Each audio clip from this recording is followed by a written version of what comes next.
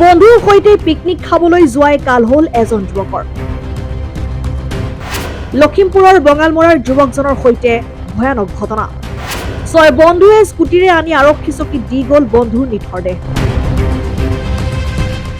লগৰ ল'ৰাৰ সৈতে পিকনিক খাবলৈ যোৱা এজন যুৱকৰ নিথৰ দেহ আহিল আৰক্ষী চকীলৈ। ইয়াকে লৈ লখিমপুৰৰ বঙালমৰাত সৃষ্টি হৈছে উত্তপ্ত পৰিস্থিতি।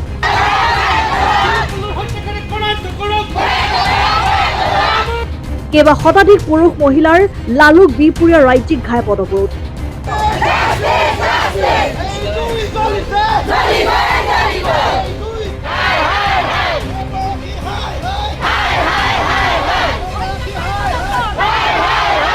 বন্ধুৰ সৈতে ফুৰিবলৈ গৈ ৰহস্যজনক মৃত্যু নীলোৎপল মিলি নামৰ যুৱকজনৰ। ছয় বন্ধুৰ সৈতে দেওবাৰে দিনৰ 11 বজাত দূৰপাঙলৈ পাৰ্টি খাবলৈ গৈ ৰহস্যজনকভাৱে মৃত্যুক আঁকোৱালি ল'লে যুৱকজনে। নিশা মৃত অৱস্থাত যুৱকজনক বঙালমৰা আৰক্ষী চকীত আন বন্ধু কেইজনে চমজাই দিয়াৰ পিছতেই অধিক ৰহস্যঘন হৈ পৰিছে যুৱকজনৰ মৃত্যুৰ কাৰণ। বঙালমৰা আৰক্ষীয়ে নিশা মৃতদেহ লখিমপুৰ চিকিৎসা মহাবিদ্যালয় হস্পিটেলৰ মৰ্গলৈ প্ৰেৰণ কৰে। ইয়াকে লৈ ক্ষুব্ধ হৈ পৰে বঙালমৰাৰ মিৰি গাঁৱৰ যুৱকজনৰ পৰিয়াল তথা স্থানীয় ৰাইজ।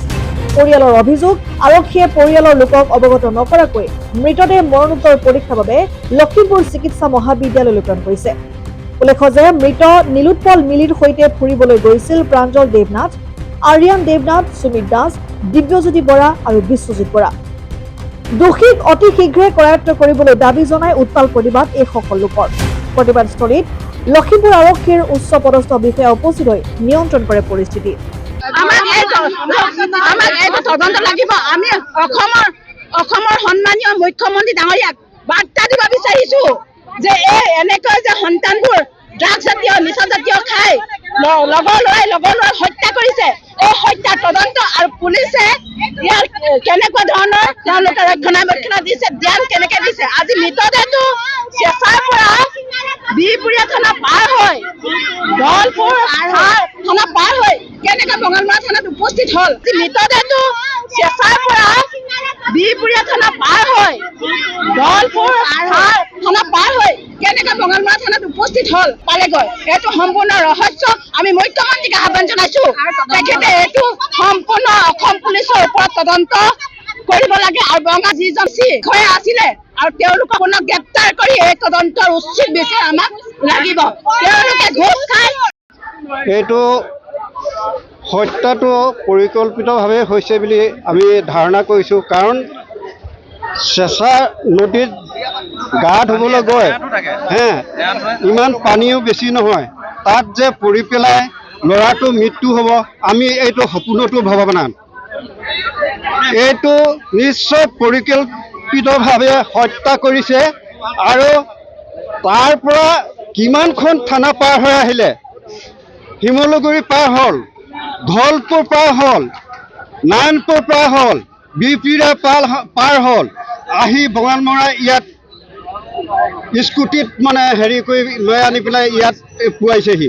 এইটো কেনেকৈ আপোনালোক, এইটো নিশ্চয় পৰিকল্পিত হত্যা বুলি আমি ভাবিছোঁ। সেয়ে আমাৰ ৰাইজে এইটো বিচাৰ নোহোৱা পৰ্যন্ত, যদি জিলা প্ৰশাসনৰ পৰা SP ছাৰ আহিছে, তেখেতে 12 ঘণ্টাৰ ভিতৰত ইয়াৰ সকলো ৰিজাল্ট দিম বুলি ৰাইজক সন্মত কৰিছে, প্ৰতিশ্ৰুতি দিছে। যদি এই 12 ঘণ্টাৰ ভিতৰত যদি ইয়াৰ কোনো ফল নধৰে, আমাৰ ইয়াৰ ৰাইজে ইয়াত কি পৰিস্থিতি হ'ব ভাবিব নোৱাৰিব। গতিকে আমি সেইখিনি বিচৰা নাই। আমাৰ ল'ৰাটো আমি উচিত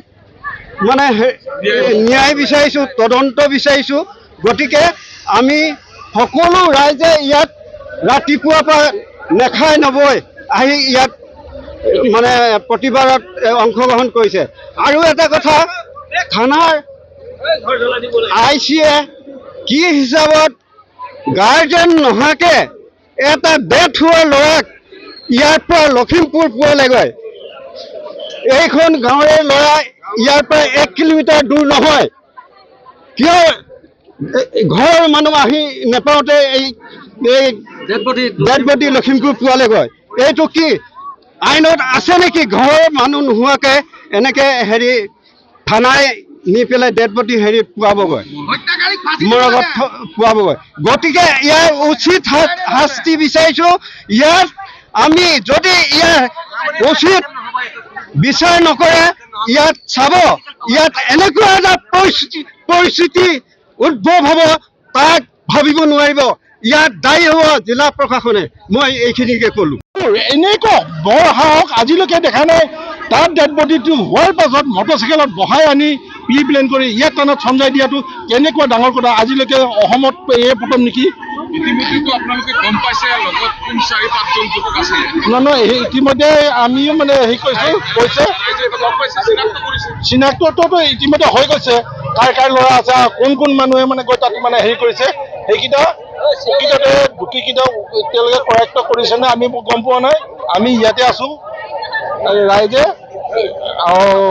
এডিশ্যনেল SP ছাৰে আহি এতিয়া আমাক প্ৰতিশ্ৰুতি দিছে সেই প্ৰতিশ্ৰুতিত আমি ৰাইজৰ লগত আলোচনা কৰিছোঁ ৰাইজে যি সিদ্ধান্ত ল'ব সেইটো পৰৱৰ্তী পৰ্যায়ত গম পাব আপোনালোকে সঠিককৈ ক'ব পৰা নাই পুলিচৰ হাতত সম্পূৰ্ণ নাম আছে আৰু গাঁৱৰে ল'ৰা হয় চুবক ৰহস্যজনক হত্যা কৰাৰ সন্দেহ কৰি ৰহস্যৰ উদঘাটন হ'ব লাগে আৰু এই 3খন 4খন আৰক্ষী চকী কেনেকৈ পাৰ হৈ আহিলে এটা ডেড বডি লয় মাজত বহাই আৰু ঘৰৰ মানুহ পোৱাৰ আগতে তেখেতলোকে প্ৰাথমিক চিকিৎসালয়ত নোসোমোৱাকৈ লখিমপুৰ ডাইৰেক্ট ৰেফাৰ কেনেকৈ কৰিলে কোনে থানালৈ লৈ আহি কোনে মঙলমৰা আউটপোষ্টলৈ লৈ আহিছে আৰু তাৰ মঙলমৰা আৰক্ষী আউটপোষ্টত অনাৰ CCTV ভিডিঅ' ফুটেজো আছে কিন্তু আৰক্ষীয়ে নথিভুক্ত কৰিছে আনিছে আৰক্ষীৰ গাত কি জগৰ আৰক্ষীৰ গাত কেনেকৈ জগৰ নাই আপুনি এজন মৃত ব্যক্তিক 3-4খন আৰক্ষী চকী পাৰ কৰাই কেনেকৈ আনিলে আৰু তেখেতলোকে ঘৰৰ মানুহক খবৰ দিছে খবৰ দি আহি পোৱাৰ আগতে তেখেতলোকে ডেড বডি লখিমপুৰলৈকেও পঠালে সেইটো ৰহস্যজনক কথা নিশ্চয় তেখেতলোকেও মৃতকৰ এই মৃত্যু কৰা মানুহৰ লগত জড়িত হৈ আছে ৰক্ষণাবেক্ষণ দিছে সম্পূৰ্ণ ৰক্ষণাবেক্ষণ দিছে সন্দেহ নহয় সম্পূৰ্ণ ৰক্ষণাবেক্ষণ দিছে যদি ৰক্ষণাবেক্ষণ নিদিলেহেঁতেন তেতিয়াহ'লে মঙলমৰা প্ৰাথমিক চিকিৎসালয়ত ভৰ্তি কৰালেহেঁতেন যিকোনো এক্সিডেণ্ট হওক কিবা হওক প্ৰাথমিক চিকিৎসালয়ত প্ৰিলিমিনাৰী ষ্টেজটো হ'ব যদি ক্ৰিটিকেল ষ্টেজো আছে যদি তেতিয়াহ'লে ইয়াৰ পৰা প্ৰাথমিক চিকিৎসা কৰিহে লখিমপুৰ প্ৰেৰণ হ'ব তেখেতলোকে হত্যাকাৰীৰ লগত সম্পূৰ্ণ পেক কৰি তেখেতলোকৰ পৰা কিবা ঘোষ লৈ সম্পূৰ্ণ কাৰ্য কৰিছে বুলি আমি সন্দেহ কৰিছোঁ news desk report Lakhimpur live.